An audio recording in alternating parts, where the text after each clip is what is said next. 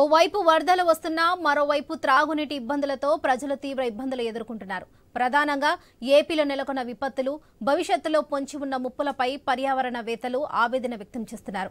ఏలూరు జిల్లా దెందులూరు మండలం కొవ్వలికి చెందిన గ్రామదీప్ ట్రస్ట్ వ్యవస్థాపకురాలు మనోహరి రాష్ట్రంలోని పరిస్థితులు మార్చాలని ఎంతో కాలంగా పోరాటాలు చేయడమే కాకుండా విదేశాల్లో సాగు త్రాగునీటి వనరుల భద్రత, పరిరక్షణపై అధ్యయనాలు చేసి వచ్చారు. పర్యావరణ శాస్త్రంకు వరల్డ్ నంబర్ 1 అయిన యూనివర్సిటీ ఆఫ్ కాలిఫోర్నియాలో గత నెలలో భారత్ తరపున పాల్గొని పర్యావరణ పరిరక్షణ నాయకత్వంపై శిక్షణ తీసుకొని తిరిగి స్వదేశం భారత్కు వచ్చారు. స్వగ్రామానికి రాగానే విజయవాడను బుడమేరు వరదలు ముంచెత్తడం, తమ గ్రామం కొవ్వలికి ఆనుకొని ఉన్న కొల్లేరులో విపత్తులు ఒకేసారి నీరు రావడంపై చలించిపోయారు. విపత్తులు ముంపుకు కారణం చెరువులు, కాలువలు, సెలయేర్ల వంటి సహజ సిద్ధ జనవనరుల ఆక్రమణలే అంటూ ఆమె కేంద్ర రాష్ట్ర ప్రభుత్వాలకు విన్నవిస్తున్నారు. ఏపీలో నెలకొన్న పరిస్థితులపై ఒక కొవ్వలి గ్రామాన్ని కేస్ స్టడీగా తీసుకొని రాష్ట్ర ప్రభుత్వం ముందుకు తీసుకువచ్చే ప్రయత్నం చేస్తుంది మీ ఐ న్యూస్.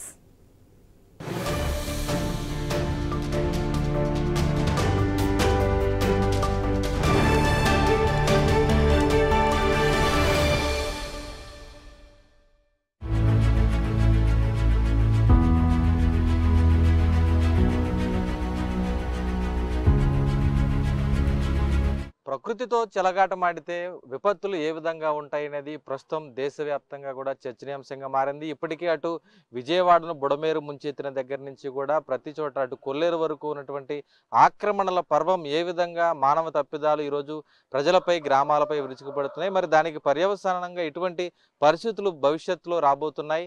వాటిని అధిగమించాలంటే ఏం చర్యలు చేపట్టాలనేటువంటి అంశాలపై కూడా ఇప్పటికే అనేక మంది కూడా పరిశోధనలు చేస్తున్నారు. ఈ తరుణంలోనే అయితే పల్లెలు పట్టణాలకు పట్టుకొమ్మలు అంటారు. మరి అటువంటి పల్లెల్లో కూడా ఈరోజు అనేక చెరువులు కానీ, కాలువలు కానీ, పంటల ఏర్లు కూడా ఈరోజు పూర్తిగా కూడా ఆక్రమణలకు గురైపోతున్నాయనేటువంటి ఆవేదన అనేక మంది పర్యావరణ ప్రేమికుల నుంచి వినిపిస్తుంది. ప్రధానంగా ఉమ్మడి పశ్చిమ గోదావరి జిల్లాలో కూడా చూసుకుంటే అటు భీమవరంలో, ఏలూరు లాంటి సిటీల్లోనే కాకుండా గ్రామాల్లో దెందులూరు నియోజకవర్గం కొవ్వలి గ్రామంలో కూడా ఈరోజు అనేక వందలాది ఎకరాల్లో చెరువులు ఆక్రమణలకు గురైనటువంటి వాస్తవాలు కూడా ఈరోజు బయటకు వస్తున్నాయి. మరి ఆ గ్రామం కోసం ఈరోజు గ్రామదీప్ అనేటువంటి ఒక సంస్థ ద్వారా కూడా ఆ న్యాయస్థానంలో కూడా పోరాటాలు చేస్తున్నారు. ఇప్పుడు మనతో ఉన్నారు మనోహరి మేడం. చాలా ఈరోజు పర్యావరణం ఎంత మేరకు కుచించుకుపోతుంది అనేటువంటి విపత్తులు కూడా చూస్తున్నాం. మరి మీ గ్రామంలో ఈరోజు కూడా ఇటువంటి పరిస్థితులే వస్తాయనేటువంటి భయాందోళన మీరు కూడా గతంలో వ్యక్తం చేశారు. మరి ఏ విధంగా ఉంది ఈ గ్రామంలో పరిస్థితులు? మీరు చూశారు, నగరాల కన్నా గ్రామాలలో చెరువులు అనేవి మానవ సమాజంతో ఎంతో అంతర్లీనంగా ముడిపడి ఉన్నాయి. కేవలం సాగునీటి, తాగునీటి అవసరాలకే కాదు, జీవనోపాధి ఇవ్వటంలోనూ, అలాగే భూగర్భ జలాలను రీఛార్జ్ చేయటంలో, వాతావరణ విపత్తులు, క్లైమేట్ చేంజ్ ఏదైతే క్రైసిస్ని మిటిగేట్ చేయటంలో ఈ మన చెరువులు అనేవి గ్రామాలలో ముఖ్యంగా మీరు చూసారంటే మార్చ్ 2023లో కేంద్ర జల శక్తి మంత్రిత్వ శాఖ వారు రిలీజ్ చేసిన వాటర్ బాడీ సెన్సస్ జలవనరుల గణనలో దేశంలో ఉన్న జలవనరుల్లో 97% పైగా గ్రామీణ ప్రాంతాల్లోనే ఉన్నాయని పేర్కొంది. సో 24.2 లక్షల జలవనరుల్లో 23.5 లక్షల జలవనరులు గ్రామీణ ప్రాంతాల్లోనే ఉన్నాయి. సో అందులో ముఖ్యంగా మన ఆంధ్రప్రదేశ్ రాష్ట్రం చెరువుల విషయంలో అత్యధిక చెరువులు కలిగిన రాష్ట్రంగా మొదటి స్థానంలో ఉంది. సో ఇంత ఆర్థిక సంపద కలిగిన మన గ్రామ చెరువులు అవకాశవాదుల గుప్పెట్లోకి వెళ్ళిపోతున్నాయి. సో ఒక పక్కన వందలాది ఎకరాలలో మా ఊర్లో పెద్ద చెరువుగా పిలువబడే 304.7 ఎకరాలు ఆర్ఎస్ఆర్లో 100 సంవత్సరాల క్రితం కూడా ఉన్నది. ఇప్పుడు 1 సెంటు భూమి కూడా అడంగల్లో లేకుండా మాయమైంది. దానితో పాటు మనం చెప్పుకోవాల్సింది, ఇప్పుడు మనం కనిపిస్తున్న కలకాలమ్మ చెరువు ఇలాంటి 8-9 ఎకరాల ఊరి చెరువుల్ని కూడా. సో మా ఊర్లో కనీసం ఒక 11 చెరువులైనా ఉన్నాయి. తాగునీటి చెరువులకి పంచాయతీ వారు నిర్వహించేవి తీసేస్తే ఇలాంటి చెరువులు కూడా ఇప్పుడు మీరు చూస్తున్నది ఒకప్పుడు మంచినీటి చెరువుగా, రోజువారీ గృహ అవసరాల కోసం, అలాగే పశువుల కోసం 2 చెరువులుగా వినియోగించబడింది. కానీ ఇప్పుడు ఈ చెరువుకి కుల రంగులు పూసి కేవలం ఏ పార్టీ వస్తే ఆ పార్టీ, అధికార పార్టీ కార్యకర్తలు ఆ కులం పరంగా ఒక వ్యక్తిగత ఆస్తులుగా ఊరి చెరువులు వారి గుప్పెట్లోకి వెళ్ళిపోయినాయి. మనము 2023లో రిలీజ్ చేసిన వరల్డ్ వైల్డ్ లైఫ్ ఫండ్ ప్రముఖ అంతర్జాతీయ సంస్థ వారు ఇచ్చిన నివేదిక చూస్తే 1970 అలాగే 2020 మధ్య 50 ఏళ్లలో దారుణంగా ఫ్రెష్ వాటర్ బాడీస్ ఇలాంటి మంచినీటి చెరువుల్లో 83% జీవ వైవిధ్యం అంతరించిపోయినట్టు చెప్తుంది. మన చిన్నప్పుడు మన పెద్దవాళ్ళని అడగండి, ఒక చెరువు దగ్గరికి వెళ్ళామంటే కప్ప, తాబేలు, నత్తలు, నీటి పురుగులు, పక్షులు ఎన్ని కనిపించే విభిన్నంగా. ఇప్పుడు చూడండి, ఇందులో వాళ్ళు వేసి పెంచే చేప తప్ప ఏ జీవి కూడా ఇందులో పెరిగే ఆస్కారం లేదు. పూర్తిగా రసాయనాలమయం.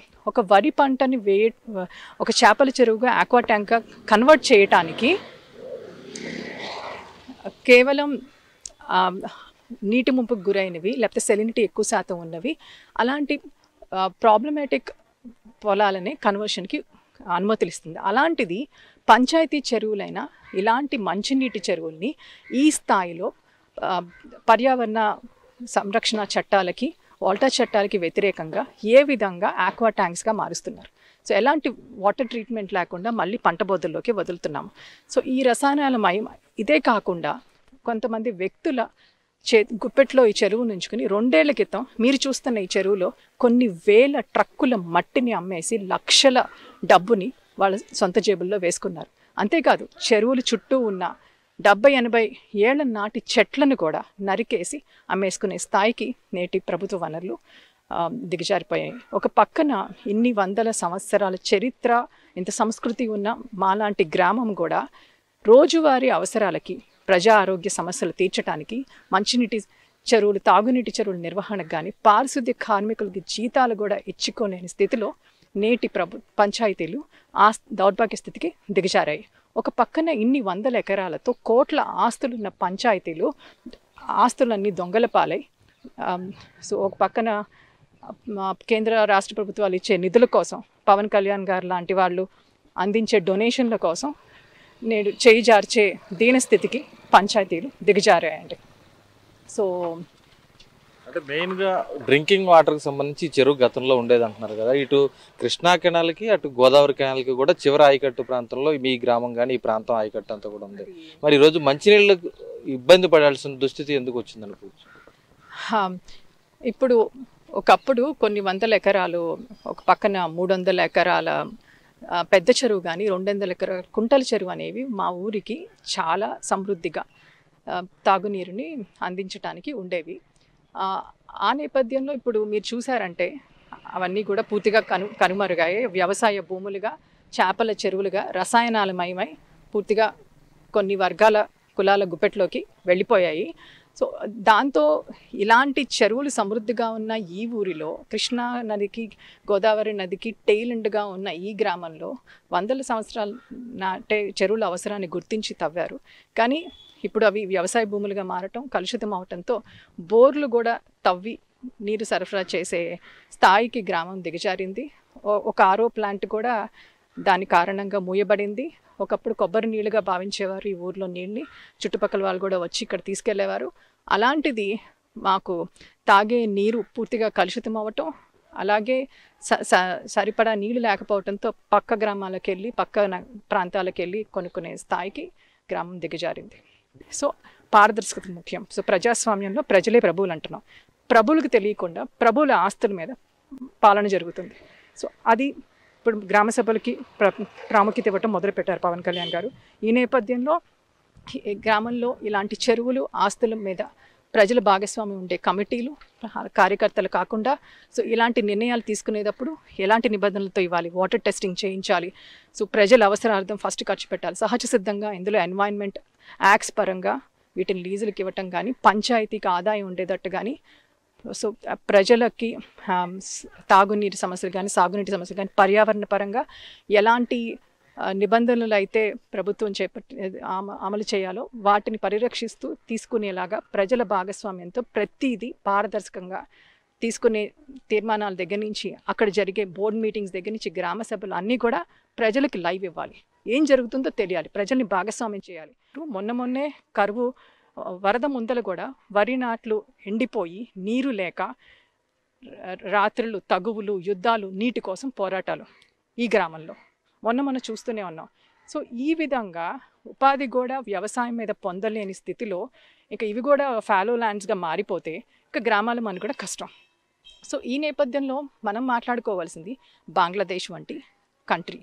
సో చూసాము మనము మొన్న మనం వరద వాతావరణ మార్పుల్లో భూమి 1.1 degrees పెరిగితేనే మనం ఇంత ప్రకృతి వైపరీత్యాలను చూస్తున్నాం. సో వాతావరణ శాఖ కూడా ఊహించని విధంగా ఆకస్మిక మార్పుల్ని మనం ఎదుర్కొంటున్నాం. మనం చూసిన విజయవాడ వరద అనేది కేవలం ఒక శాంపుల్. ముందు అనేక సంక్షోభాలని, తాగునీటి సాగునీటి ప్రకృతి వైపరీత్యాల్ని, అలాగే మన జీవనంలో పూర్తి మార్పులు తీసుకొచ్చే విధంగా వాతావరణం మారిపోతుంది. సో మనం ఆ సవాళ్ళని ఎదుర్కోవడానికి రెడీగా ఉన్నామా?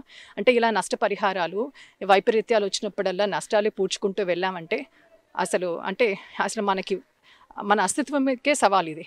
సో బంగ్లాదేశ్ లాంటి దేశం చూస్తే 1/3 8 నెలల పాటు వరద నీరులో మునిగి ఉంటుంది. అక్కడ గ్రామాలలో ప్రజలు ఏదైతే వ్యవసాయం మీద ఆధారపడి ఉన్నారో వారి పొలాలు కూడా మునిగిపోవటంతో అక్కడున్న పరిశోధకులు 15 రోజులు కూడా వరద నీరు ఉన్నా కానీ నిలదొక్కుకోగల వరి వెరైటీస్ని కూడా వాళ్ళు ప్రజలకి పండించమని వాటిని సిద్ధం చేస్తున్నారు. అలాగే నీరు ఎక్కువగా ఉండిపోతుంది కాబట్టి పైన ఫ్లోటింగ్ గార్డెన్స్, కూరగాయలను ఎలా పండించాలి, ఇలా అడాప్ట్ అవ్వటం మొదలుపెట్టారు క్లైమేట్ చేంజ్కి. గ్రామాలలో ఇలా వరద ముంపులకు గురై అక్కడ ఉండలేక పునరావాస కేంద్రాలని ఏర్పాటు చేయాల్సిన పరిస్థితి ప్రభుత్వానికి ఓ పెద్ద తలనొప్పిగా మారింది. సో ఢాకా లాంటి రాజధానికి వలస వెళ్ళిపోవటం, అక్కడ ఒత్తిడి.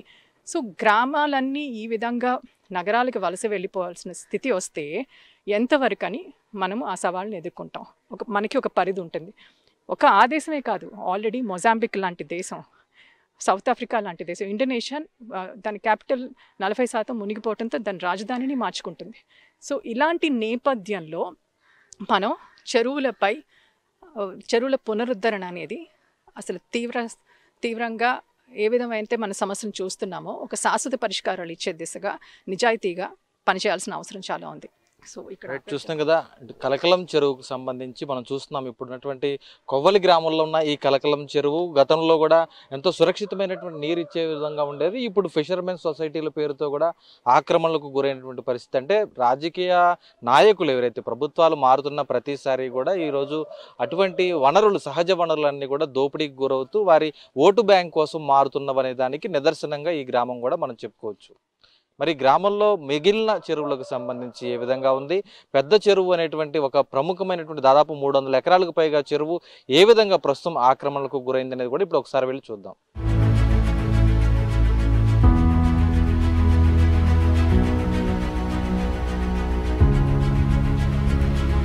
ఇప్పుడు మనం కొవ్వలి గ్రామంలో పెద్ద చెరువు ప్రాంతంలో ఉన్నాం. ఇక్కడ దాదాపు 300 ఎకరాలకు పైగా ఉన్నటువంటి పెద్ద చెరువు మరి ఈరోజు ఏమైపోయింది అనేది కూడా కనబడినటువంటి పరిస్థితి ఇక్కడ కనిపిస్తుంది. మరి ఈ పెద్ద చెరువు కోసం ఎటువంటి పోరాటాలు చేస్తున్నారు? ఈ పెద్ద చెరువు ఏమైంది, ఏమేమి ఆక్రమణలకు గురయ్యాయని కూడా తెలుస్తున్నాం. చెప్పండి. ఇక్కడ చూస్తున్నాం ఇప్పుడు ఈరోజు ఫిష్ ట్యాంక్స్ లేదంటే అగ్రికల్చర్ ల్యాండ్స్ ఉన్నాయి. మరి ఇదేమో పెద్ద చెరువు అని చెప్తున్నారు. ఏంటి అసలు ఏం జరుగుతుంది? ఇది గోదావరికి, కృష్ణా నదికి చిట్ట చివరి గ్రామమైన కొవ్వలికి సాగునీరు, తాగునీరు అవసరార్థం నిర్మించిన ఎన్నో చెరువుల్లో ఇది బ్రిటిష్ హయాంలోనే నిర్మించిన, అప్పుడే సహజ సిద్ధంగా ఏర్పడిన ఈ 304.7 ఎకరాలు సర్వే నెంబర్ 131/4లో RSRలో 1933లో ఇది చెరువుగానే ఉంది. 2016 నోటిఫికేషన్ ఏదైతే ministry of stamps registration department వాళ్ళు రిలీజ్ చేశారో అందులో కూడా ఇప్పటికీ ఇది చెరువే. కానీ ఇక్కడ మీరు చూస్తున్నారు, ఇప్పుడు లోకల్గా ఉన్న రెవెన్యూ అడంగల్లో 1 సెంటు భూమి కూడా చెరువుగా మిగలకుండా పూర్తిగా ఆక్రమణకు గురైంది. కొవ్వలి గ్రామం నుంచి దోసబాడ గ్రామం మధ్యలో కనీసం ఒక 3 కిలోమీటర్ల మేర ఒక సముద్రాన్ని తలపించే విధంగా ఇది అంత స్థాయిలో ఉండ చెరువు ఇప్పుడు ప్రధానంగా 1960స్లోనే చట్టాలకు విరుద్ధంగా వ్యవసాయ శాఖ వారికి ఒక 101 ఎకరం, అలాగే ఫిషరీస్ డిపార్ట్మెంట్ వారికి ఒక 24.83 ఎకరాల దాకా గవర్నమెంట్ జీవోలు ఇచ్చి వాళ్ళకి ల్యాండ్స్ ట్రాన్స్ఫర్ చేసింది విత్తన అభివృద్ధి కేంద్రాలుగా. అలాగే మిగిలిన 177 ఎకరాలు ఏదైతే ఉందో ఆ చెరువులు ఎప్పుడు ఎలా రహస్యంగా మార్చారో క్రిస్టియన్ భూములుగా ఈ ఊరి ఉమ్మడి ఆస్తిని రహస్యంగా ట్యాంపర్ చేయడం జరిగింది. కొన్నేళ్లుగా ఈ భూమిలో హరిజన ఫిషర్మెన్ సొసైటీ వారు ఒక పంట వేస్తూ ఉండగా సో జనవరి నుంచి జూన్లో వాటర్ ఉన్నప్పుడు చేపలు పెంచుతూ మిగిలిన టైంలో వరి పండిస్తూ ఉన్న నేపథ్యం అయితే ఎప్పుడైతే 2023 జనవరిలో కుల రాజకీయాల ప్రభావం ఎక్కువగా ఉన్న నేపథ్యంలో రాష్ట్రంలో ఉన్న పరిస్థితుల్ని రాజకీయ లబ్ధిని పొందటానికి ఇందులో అప్పుడు దాకా ఈ చెరువు నుంచి 4 తూముల ద్వారా ఆయకట్లో ఉన్న కొన్ని వేల ఎకరాలకి సాగునీరుని అలాగే గ్రామానికి డ్రింకింగ్ వాటర్ని స్టోరేజ్ చేసుకుని ఒక సమ్మర్ స్టోరేజ్ ట్యాంక్గా ఉన్న ఈ పెద్ద చెరువులో రెండో పంట కూడా వేసి అసలు చెరువు అనేది లేకుండా నీరు స్టోరేజ్ అనేది జరగకుండా పూర్తిగా వ్యవసాయ భూమిగా మార్చేశారు. ఇప్పుడు మీరు చూస్తున్న చేపల చెరువు ఏదైతే ఉందో అది కూడా ఏదైతే మంచి నీటి చెరువైన ఈ పెద్ద చెరువు గర్భంలో 2 ఎకరాల 48 సెంట్ల విస్తీర్ణంలో ఈ చేపల చెరువును కూడా తవ్వి హరిజన్ ఫిషర్మెన్ సొసైటీ పేరుతో దీన్ని కూడా ఆక్రమించడం జరిగింది. రెవెన్యూ శాఖ వారు కానీ పంచాయతీ శాఖ కానీ ఇరిగేషన్ డిపార్ట్మెంట్ వారు కానీ ఏమీ చేయలేని నిస్సహాయ స్థితికి వచ్చారు. సో వారు జనవరిలో గోదావరి ఛానల్ నుంచి కాలువలోంచి ఇది మన గోదావరి నది ఫీడ్ చేస్తుందండి. ఈ 304 ఎకరాల ఈ చెరువు ఆ నీటి ద్వారానే నింపుతారు. ఫీడ్ చేయాల్సిన టైంలో కూడా దౌర్జన్యంగా దానికి వ్యతిరేకించి వీరు పంట వేయటం జరిగింది. సో అంత రాజకీయంగా వాళ్ళకి మద్దతు ఉన్నప్పుడు ప్రభుత్వ అధికారులు కూడా శాఖలు కూడా ఏమీ చేయలేని పరిస్థితికి చేరుకున్నారు. అలాంటి నేపథ్యంలో గ్రామదీప్ స్వచ్ఛంద సంస్థ స్పందనలో వేయటం, జిల్లా కలెక్టర్ గారు కూడా నిస్సహాయ స్థితిలో ఏమీ చేయలేని పరిస్థితి కనిపించినప్పుడు ఇంకా ఏం చేయాలో తెలియక స్టేట్ హైకోర్టు వారిని ఆశ్రయించడం జరిగింది. సో ఇప్పుడు మనం చూస్తున్న 304.7 ఎకరాల చెరువుని రెస్టోర్ చేయాలని ఇది అందులో కొల్లేరు వంటి సరస్సుకి ఎకో సెన్సిటివ్ జోన్ పరిధిలో ఉన్న ఈ చెరువు అసలు ఒకప్పుడు కొన్ని లక్షల పక్షులతో అసలు చెరువు కూడా కనిపించకుండా ఆకాశం కూడా కప్పేసే అంత గుంపులు ఈ చెరువుకి వచ్చేవి. అలాగే అవి వేసిన రెట్టలతో సారవంతమైన వ్యవసాయంతో ఇప్పటికీ పెద్దవాళ్ళు మర్చిపోలేరు.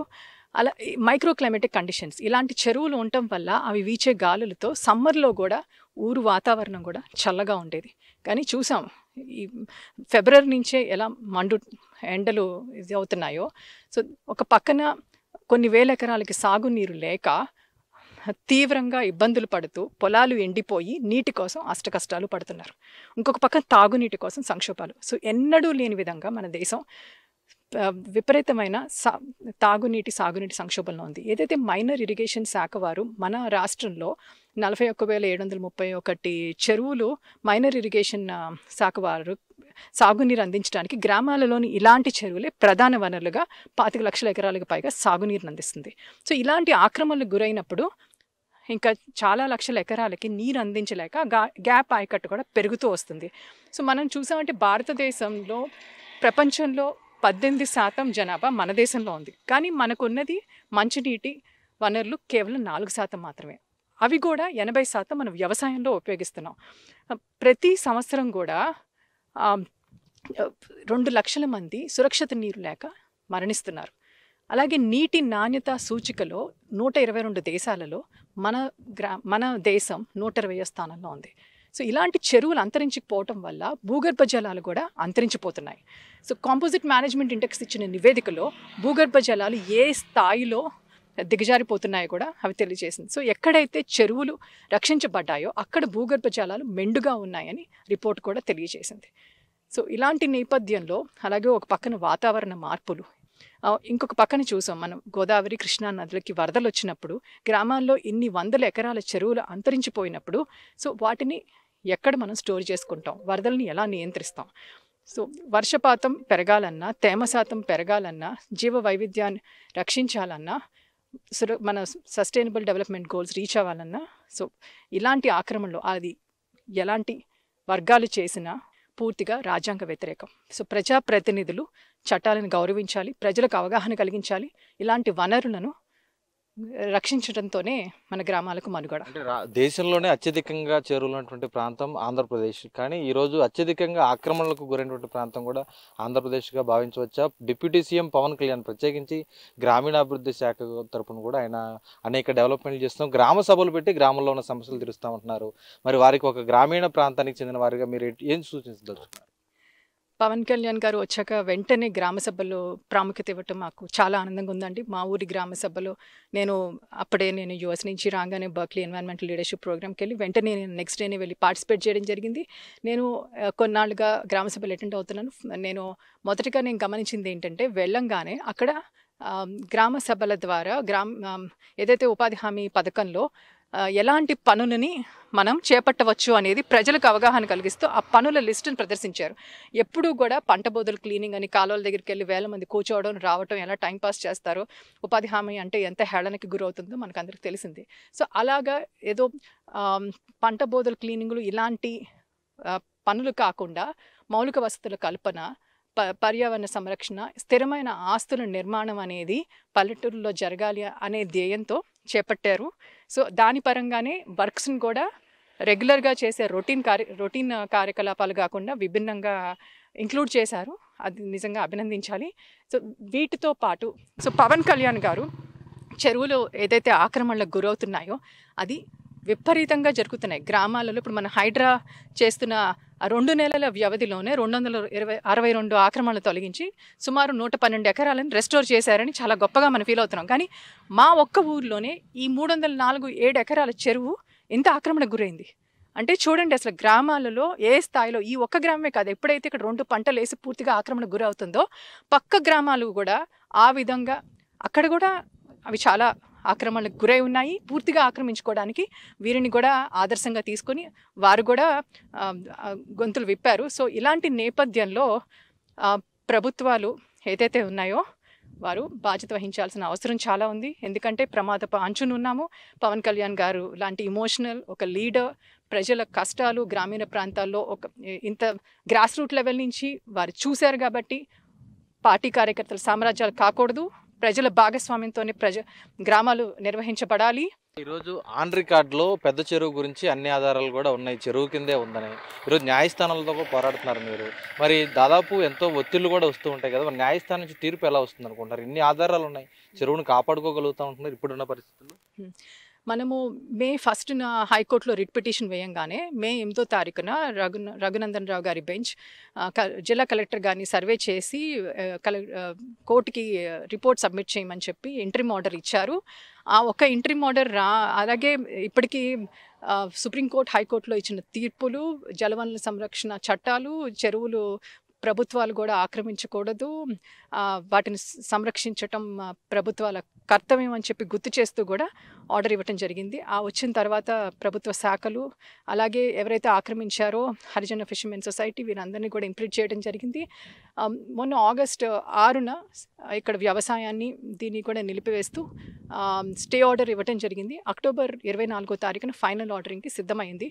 సో ఇప్పుడు చూస్తున్న నేపథ్యంలో ఇప్పుడు ఏదైతే అంటున్నారో ఇక్కడ సొంత భూముల్లాగా ఇక్కడ ఎలాంటి పట్టాలు లేకపోయినా మాకు పట్టాలు ఇచ్చేశారు, భూమి శిస్తులు కూడా కడుతున్నాం, 100 ఎకరాల పైన మాకు దామోదర సంజయ్ గారి టైంలోనే మాకు ఆర్డర్ ఇచ్చేశారు అని ఒక అబద్ధాన్ని చెబుతూ అదే నమ్మిస్తూ గ్రామాన్ని ఇన్ని తరాలుగా మోసం చేస్తూ వచ్చారు. మొన్న చూసాము, ఏదైతే వాళ్ళు 80 ఎకరాలు 100 ఎకరాలు పంట వేస్తున్నాం అంటున్నారో 146 ఎకరాలు కనీసం వాళ్ళు ఇక్కడ చేస్తున్నారు. ఇందులో ప్రజాప్రతినిధులు పార్లమెంట్ స్థాయిలో కూడా ఎన్నికైన వాళ్ళకి ఇందులో భూములు ఉన్నాయి. అలాగే వేరే దేశాల్లో ఎంతో స్థిరపడ్డ ఇందులో భూములు ఉన్నాయి. సో సొంత భూముల్లాగా అమ్ముకుంటున్నారు, కొనుక్కుంటున్నారు పట్టాలు లేకుండా. సో అసలు అంటే రాజ్యాంగాన్ని, జలవనరుల సంరక్షణ చట్టాలని అనుసరించి పూర్తిగా ఇది పునరుద్ధరించాలి. ఈ పునరుద్ధరణ చేయడానికి ఏదైతే కోర్టు ఆర్డర్ ఖచ్చితంగా దీన్ని రెస్టోర్ చేయమని అంటది. ఎందుకంటే ఆ చట్టాలు కూడా సర్వే రిపోర్ట్లో కూడా వాళ్ళకి ఎలాంటి ఏకశిలా పట్టాలు లేవని, వాళ్ళు అంటున్నట్టు ఎలాంటి రైట్స్ వీళ్ళకి లేవని చెప్పి పూర్తిగా ఇది చెరువే అని చెప్పి నిర్ధారించడం జరిగింది. అలాంటి నేపథ్యంలో ఇది కోర్టు ఆర్డర్ ఖచ్చితంగా రెస్టోర్ చేయడానికి ఆదేశాలు వస్తుంది. కానీ దీన్ని అమలు చేయాలి, కఠినంగా అమలు చేయాలి. ఇప్పటికైనా శాశ్వత పరిష్కారాలు ప్రభుత్వం ఇవ్వాలి. సో ఇంకా ఇలాంటి నేపథ్యంలో కూడా ఇంత వాతావరణ మార్పులు, పంచాయతీలు ఇంత దౌర్భాగ్య స్థితిలో ఆదాయాలు లేకుండా ఇలాంటి నేపథ్యంలో కూడా ఇంకా రాజకీయంగా ఓటు బ్యాంకు రాజకీయాలు, కుల రాజకీయాలు ఇలాంటి వాటికి స్వస్తి పలకాలి. చూస్తున్నాం కదా, అంటే పెద్ద చెరువు 300 ఎకరాలకు పైగా ఉంది. ఆన్ రికార్డులో అది చెరువుగానే ఉంది. కానీ మనం చూస్తున్నాం కదా, ఇక్కడ అంతా కూడా పంట పొలాలు అలాగే ఆక్వా చెరువులతో కూడా ఇది పూర్తిగా ఆక్రమణలకు గురైంది అనేది కూడా ఈరోజు వాస్తవంగా ప్రభుత్వం నిర్వహించినటువంటి సర్వే ద్వారా కూడా ఈరోజు జిల్లా యంత్రాంగం ఒక నివేదికను కూడా న్యాయస్థానానికి ఇచ్చింది. ఖచ్చితంగా న్యాయస్థానంలో తాము గెలుస్తామన్నటువంటి ధీమా ఈరోజు పర్యావరణ ప్రేమికులు వ్యక్తం చేస్తున్నప్పటికీ కూడా అది అమలు చేయాల్సినటువంటి బాధ్యత ప్రభుత్వాలపై ఉంది. కాబట్టి ఖచ్చితంగా కూడా ఈరోజు కేంద్ర రాష్ట్ర ప్రభుత్వాలు పర్యావరణంపై దృష్టి సారిస్తామని ఇప్పటికే గొప్పలుగా చెప్తుంది. కాబట్టి భారీ వరదలు వచ్చినప్పుడు మాత్రమే కాదు, పూర్తిగా ఈరోజు గ్రామాల్లోనే ప్రక్షాళన చేస్తే కనుక ఖచ్చితంగా కూడా ఏదైతే సహజ వనరులు ఏవైతే ఉన్నాయో చెరువులు కానీ కాలువలు కానీ వాటిని కాపాడుకోవచ్చు. ఆ భరోసా భావితరాలకు కల్పించాలంటూ కూడా ఈరోజు గ్రామదీప్ సంస్థ ద్వారా కూడా కోరుతున్న పరిస్థితి కనిపిస్తుంది. మరి ఇంకా పెద్ద ఎత్తున తాగునీటి చెరువులకు సంబంధించి కాలుష్యం అయిపోతున్నాయి. తాగునీటి చెరువులు కూడా ఆక్రమణలకు గురవుతున్నటువంటి వాస్తవాలు కూడా కనిపిస్తున్నాయి. మరి అవి కూడా వెళ్ళి తెలుసుకుందాం.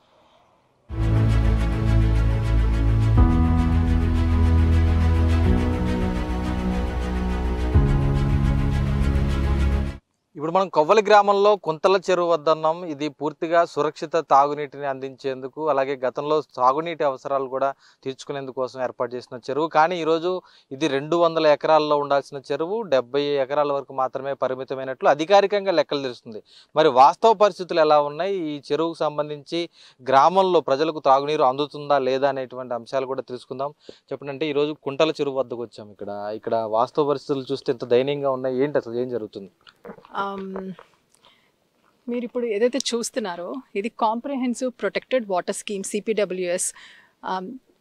ముందల 200 ఎకరాల్లో ఇప్పుడు ఇది RS నెంబర్ 20/4 సర్వే నెంబర్లో 77 ఎకరాలుగా రికార్డులో ఉంది. సో ఇప్పుడు ఈ చెరువు చూసారంటే ఈ గట్లతో కలిపి 50 ఎకరాలు కూడా ఉంటుందో లేదో తెలియదు. సో మిగతాది మనం వెనక చూస్తున్న పొలాలు ఏదైతే వరి నాట్లు వేసి ఉన్నాయో అది కూడా చెరువే.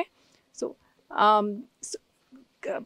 నాబార్డ్ ఫండ్స్తో 2013లో కమిషన్ అయ్యి దెందులూరు మండలంలోని 14 గ్రామాలకి ఈ నీటిని సురక్షిత తాగునీటి పథకం కింద సరఫరా చేయాల్సిన పథకం అండి. సో ఇందులో భాగంగా ఇప్పుడు ప్రస్తుతం 7 గ్రామాలకి ఈ నీరు సరఫరా అవుతున్నాయి. మీరు వెనక పక్క ఏదైతే ఆ పొలాలను చూసారో సమ్మర్లో అక్కడ స్టోరేజ్ చేసి నీటిని నింపి రసాయనాలతో ఏదైతే వరి పంటను వేస్తున్నారో ఆ పంట గర్భంలోనే నీరుని కూడా నింపి వాటిని కూడా గ్రామాలకు సరఫరా చేస్తున్నారు. సో ఒక పక్కన చంద్రబాబు గారు, పవన్ కళ్యాణ్ గారు గ్రామాలందరికీ సురక్షిత తాగునీరు అందిస్తామని చెప్తున్నాము. కానీ ఆల్రెడీ మేము విషమే తాగుతున్నాం. పంటల ద్వారా విషం తింటమే కాదు, సో తాగునీటి సరఫరాలో కూడా విషాన్ని మనం చూస్తున్నాము. మీరు ఏదైతే చూస్తున్నారో ఈ చెరువు అసాంఘిక కార్యకలాపాలతో దీనికి ఎటు రక్షణ లేదు. ఒక పక్క మీరు మీ కళ్ళెదురుగానే కనిపిస్తున్నారు ఎలా మద్యం సేవించటానికి అలాగే కోడి పందాలు నిర్వహించడానికి ఇలా రకరకాల అసాంఘిక కార్యకలాపాలకి ఈ చెరువు గట్టు అడ్డాగా మారిపోయింది. మేము ఇది ప్రైమ్ మినిస్టర్ ఆఫీస్ వరకు కూడా దీన్ని తీసుకెళ్ళటం జరిగింది. దీనిపైన యాక్షన్ తీసుకోమని, ప్రజలకు సురక్షిత నీరు అందించమని, ఈ వాటర్ని టెస్టింగ్ కూడా పంపిస్తే 3000కి పైగా PPM ఉంది. అంటే ఎంత దారుణంగా వాటర్ పొల్యూట్ అవుతుందో. సురక్షిత తాగునీటి పథకం అని ఏదైతే ఉందో ఆపరేషన్స్ మెయింటెనెన్స్ అనేది కూడా సరిగా నిధులు రిలీజ్ చేయకపోవటం, నిర్వహణలో కూడా ఎలాంటి బాధ్యత లేకపోవటం. అంటే ఇప్పుడు చూస్తున్న ఈ తాగునీటి చెరువుల్లో మొత్తం పాకుడు పసరా పట్టేయడం కానీ ప్లాస్టిక్ వ్యర్థాలు అత్యధికంగా ఉన్నాయి. ఇటీవల మనం చూసాం పక్కనే ఉన్న ఏలూరు, దెందులూరు వంటి ప్రాంతాల్లో వింత వ్యాధి వచ్చింది. దీనికి కలుషితమైనటువంటి తాగునీరు, ఆహార పదార్థాలే కారణం అన్నారు. ఇలాంటివి వస్తున్నా ఎందుకు ప్రభుత్వాలు ఎందుకు చర్యలు తీసుకుంటారు? అదే కదండి, ఒక పక్కన అంటే ఇంత మనం ఏదైతే సకల ప్రాణులకి ప్రాణాధారం, మనుషులకి ప్రాణాధారం అని చెప్తున్నామో తాగునీరే సురక్షితంగా అందించలేకుండా ఇంత కలుషితమై వ్యవసాయ భూములుగా ఆ నీటిని స్టోర్ చేసి ఆ రసాయనాలే మన ఏలూరు నీటిలో కూడా అప్పుడు ఆ జబ్బులో ఉన్నాయని కూడా మనకి రిపోర్ట్స్లో కూడా తేలాయి. వ్యవసాయంలో వాడుతున్న రసాయనాలే మన నీటిలో ఉన్నాయని. అలాగే మన కృష్ణ కాలువ చూసాం, గోదావరి కాలువ చూసాం. ఏ స్థాయిలో ప్లాస్టిక్ వ్యర్థాలతో అసలు ఈ చెరువులోకి వచ్చేసరికి చాలా కంటామినేట్ అయి వస్తుంది. అక్కడ కంటామినేషన్తో పాటు ఇక్కడ కూడా ఇంత స్థాయిలో కంటామినేట్ అవుతుంది. ప్లాస్టిక్ వ్యర్థాలు ఎంత దారుణంగా ఉన్నాయో చూస్తున్నారు. సో అసలు నిజంగానే ప్రభుత్వాలకి సురక్షిత తాగునీరు అందించాలని, పర్యావరణాన్ని సంరక్షించాలని, జీవ వైవిధ్యాన్ని పరిరక్షించాలని నిజంగా అంత నిబద్ధత ఉంటే, నిజాయితీ ఉంటే జూలై 2022లోనే సింగిల్ యూస్ ప్లాస్టిక్ని బ్యాన్ చేసినప్పుడు ఇప్పటికి ఎన్నాళ్ళు అయిందండి? ఇప్పటికీ ప్లాస్టిక్ ఇంత విచ్చలవిడిగా కనీసం ఒక ప్లాస్టిక్ కవర్ను కూడా మనం ఆపలేని స్థితిలో ఆ విధంగా చట్టాలు అమలవుతున్నాయి. సో ప్రజలకి స్వచ్ఛమైన గాలి, స్వచ్ఛమైన నీరు అందించలేకుండా విష జ్వరాలు వచ్చినప్పుడు మాకు పరామర్శలు అక్కర్లేదు, వచ్చి మాకు ఫ్రీగా మెడిసిన్స్ అక్కర్లేదు. ప్రజలకు కావాల్సింది బేసిక్ నీడ్ అండి, సురక్షితమైన గాలి, సురక్షితమైన నీరు. సో పరిసరాలు స్వచ్ఛంగా ఉంచలేక, పంచాయతీలకు ఆదాయాలు లేక, ఇలాంటి వనరులన్నీ ఇలాంటి కార్యకలాపాలతో, ఆక్రమణలతో ఇలాంటి ఇంత కలుషితం అవుతున్నా కూడా ప్రభుత్వానికి ఇది అత్యవసర ఒక వార్ బేసిస్ మీద వీటిని రెస్టోర్ చేయాల్సిన అవసరం ఉంది, వీటిపైన చర్యలు తీసుకోవాల్సిన అవసరం ఉంది. సో ఇవి కూడా కల్పించలేనప్పుడు ఇంకా ప్రజలకు నమ్మకం కూడా సన్నగిలుతుందండి. ఖచ్చితంగా సహజ వనరులు ఉన్నాయి, సహజ వనరులని పాడు చేస్తుంది పూర్తిగా మానవులే. ఆ మానవులు కొంతమంది చేసినటువంటి తప్పిదాల వల్ల అత్యధిక శాతం మంది ఈరోజు ముంపుకు గురవుతున్న రోగాల బారిన పడుతున్నారు. విజయవాడలో కూడా చూసాం. కొల్లేరు వరకు ఇది ఎప్పుడు నిత్యం జరిగేటువంటి ముంపు ఇది, కానీ ఒక్క విజయవాడలో వచ్చేసరికి రాష్ట్ర స్థాయిలో చర్చనీయాంశంగా జరిగింది. మరి రాష్ట్ర వ్యాప్తంగా ఎలాంటి పరిస్థితులు ఉన్నాయనుకోవచ్చు, ఎలాంటి చర్యలు ప్రభుత్వం తీసుకుంటే మంచిది? మనం మాట్లాడుకుంటున్నాం అతి దారుణంగా చెరువులు దేశంలో, రాష్ట్రంలో కూడా అతి దారుణంగా ఆక్రమణలకు గురవుతున్నాయి. మనకి ఏదైతే వాటర్ బాడీ సెన్సెస్ని 2023 మార్చిలో విడుదల చేశాయో అందులో కేంద్ర జలశక్తి మంత్రిత్వ శాఖ వారు మనం అనుకున్న 97% వనరులు మన గ్రామాల్లో ఉంటున్నాయి అంటున్నాము. సాధారణంగా మనం అనుకుంటున్న ఆలోచనలకు విరుద్ధంగా 1.6% మాత్రమే ఎంక్రోచ్ చేయాలి అని చెప్పడం చాలా హాస్యాస్పదంగా ఉంది. ఈ గ్రామంలోనే ఈ స్థాయిలో చెరువుల ఆక్రమణ అయితే మన రాష్ట్రంలో, దేశంలో ఏ స్థాయిలో అవుతాయో మనం ఊహించవచ్చు. సో ఆ 1.6% ఎంక్రోచ్మెంట్ అనేది ఏదైతే centre for science and environment వారు పబ్లిష్ చేసే డౌన్ టు ఎర్త్ మ్యాగజైన్ ఉంది, వాళ్ళు కూడా దాన్ని ఖండించారు, అది కరెక్ట్ కాదు అని. సో ఇలాంటి నేపథ్యంలో మనం సాలిడ్ వేస్ట్ మేనేజ్మెంట్ ఏదైతే నేషనల్ గ్రీన్ ట్రిబ్యునల్ ఇప్పటికే 1000 కోట్ల పెనాల్టీలు కట్టమని రాష్ట్రాలు వెంట పడుతూనే ఉంది, చాలా సార్లు కర్తవ్యాలను గుర్తు చేసింది. సాలిడ్ వేస్ట్ మేనేజ్మెంట్ జరగాలి, నీటి వనరులు ఇవన్నీ కూడా సురక్షితంగా ఉండాలి. మైక్రో ప్లాస్టిక్స్ చూస్తున్నాం, ఆ కణాల వల్ల ఏ స్థాయిలో మన తాగు నీరులో కూడా ఒక మినరల్ వాటర్ బాటిల్ సైతం ఏ విధంగా మైక్రో ప్లాస్టిక్స్, నానో ప్లాస్టిక్స్ అనేవి చేరుతున్నాయో, ఇలాంటి నేపథ్యంలో తాగునీటి చెరువుల నిర్వహణకి, అలాగే సురక్షితమైన నీరు అందించడానికి, ప్రజా ఆరోగ్యానికి శాశ్వత పరిష్కారాలు అందించేలా కఠినమైన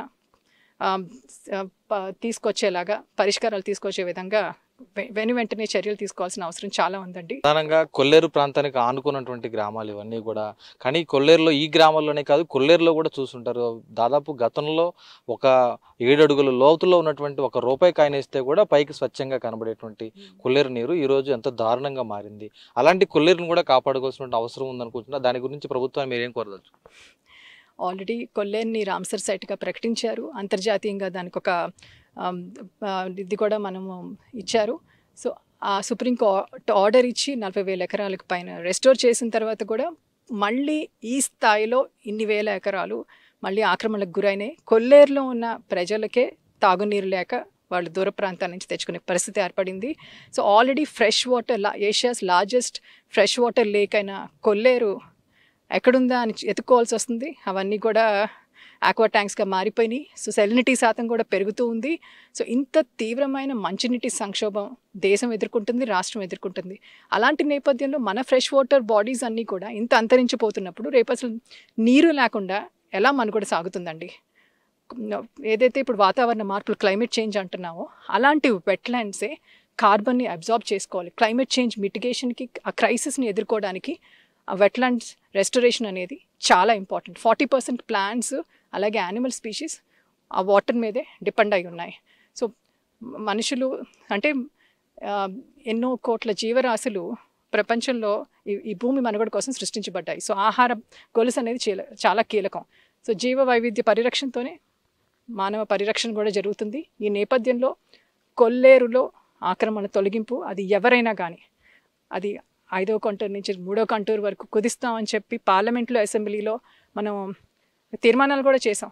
అది అంటే ఇప్పుడు ఎదుర్కొంటున్న క్లైమేట్ చేంజ్ క్రైసిస్కి ఎంత విరుద్ధంగా అలాంటి చట్టాలు ఉన్నాయండి. సో ప్రభుత్వాలు ఆలోచించాలి. ప్రపంచం ఆల్రెడీ చూస్తున్నాం ఏ స్థాయిలో సవాళ్ళను ఎదుర్కొంటుందో. ముందు మనం ఎంతో తీవ్ర స్థాయిలో చాలా సంక్షోభంలో మనం పడబోతున్నాము. ఆ నష్టపరిహారాలు ఇచ్చుకుంటూ సరిపోదండి.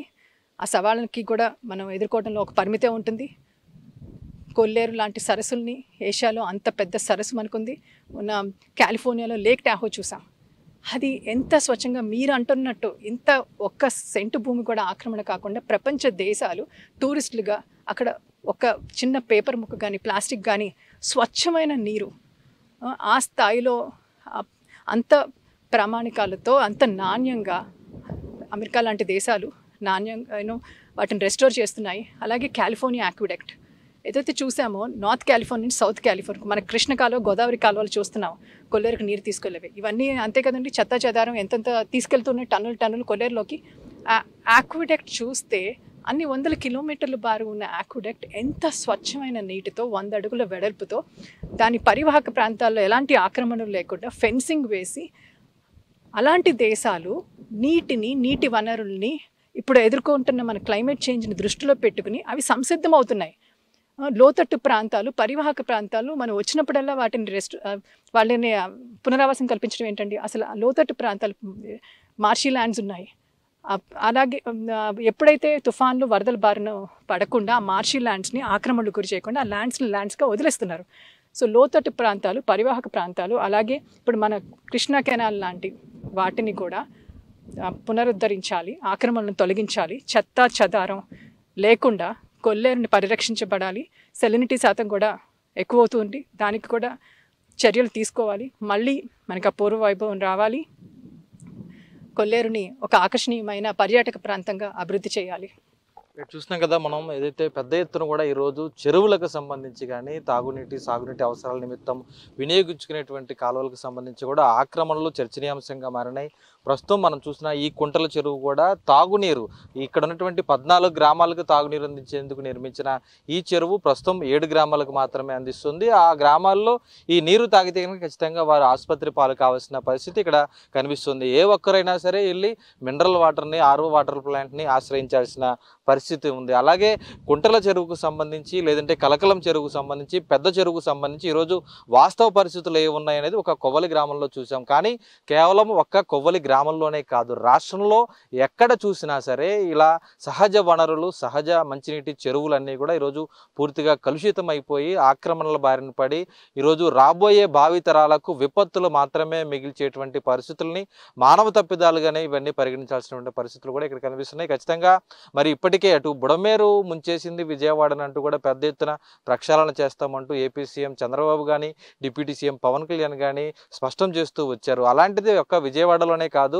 ఆంధ్రప్రదేశ్ వ్యాప్తంగా కూడా దేశంలోనే 80% చెరువులున్న మన రాష్ట్రంగా ఆంధ్రప్రదేశ్ను చెప్పుకోవడమే తప్ప భవిష్యత్తులో చుక్క నీరు కూడా స్వచ్ఛమైన తాగునీరు లేని రాష్ట్రంగా చెప్పుకునేటువంటి పరిస్థితులు వచ్చేటువంటి వాస్తవాలు కూడా మనకు కనిపిస్తున్నాయి. కాబట్టి ఇప్పటికైనా కూడా రాష్ట్ర ప్రభుత్వాలు కేంద్ర ప్రభుత్వాలు కూడా మేల్కొనాలి. సహజ సిద్ధంగా ఏర్పడ్డ చెరువులను కాపాడుకోవాలి, ఇక్కడ ఆక్రమణలు తొలగించాలి అంటూ కూడా ఈరోజు ప్రజలు కానీ పర్యావరణ ప్రేమికులు కానీ కోరుతున్నారు. ఒక కొవ్వలి గ్రామంలో గ్రామదీప్ సంస్థ ద్వారా మనోహరి రాష్ట్ర ప్రభుత్వంతో కానీ అటు ఆ న్యాయస్థానంతో కూడా పోరాడుతూ ఉన్న నేపథ్యంలో ఇటువంటి పర్యావరణ ప్రేమికులు రాష్ట్ర వ్యాప్తంగా ఎంతోమంది ఎన్నో పోరాటాలు చేస్తున్నారు. కానీ వారికి ఒత్తిళ్లు రాష్ట్ర వ్యాప్తంగా అటు రాజకీయ నేతల నుంచి కానీ మరెంతో మంది బడాబాబుల నుంచి కానీ ఉన్నటువంటి పరిస్థితులు కూడా ఉన్నాయి. అటువంటివి లేకుండా భావి తరాలకు మన తర్వాతి తరాలకు తాగునీరు తాగడానికి కనీసం గుక్కెడు నీరు అందించాలంటే ఇటువంటి వాటికి కాపాడుకోవాలి అనేది కూడా ఈరోజు స్పష్టమవుతుంది. మరి దీనికి సంబంధించి రాష్ట్ర ప్రభుత్వం ఏ విధంగా స్పందిస్తుంది అనేది కూడా వేచి చూడాల్సిన పరిస్థితులు కనిపిస్తున్నాయి. ఇది వాటి గ్రౌండ్ రిపోర్ట్. కెమెరా పర్సన్ మధుతో భార్గవ్, ఐ న్యూస్, ఉమ్మడి పశ్చిమ గోదావరి జిల్లా నుంచి.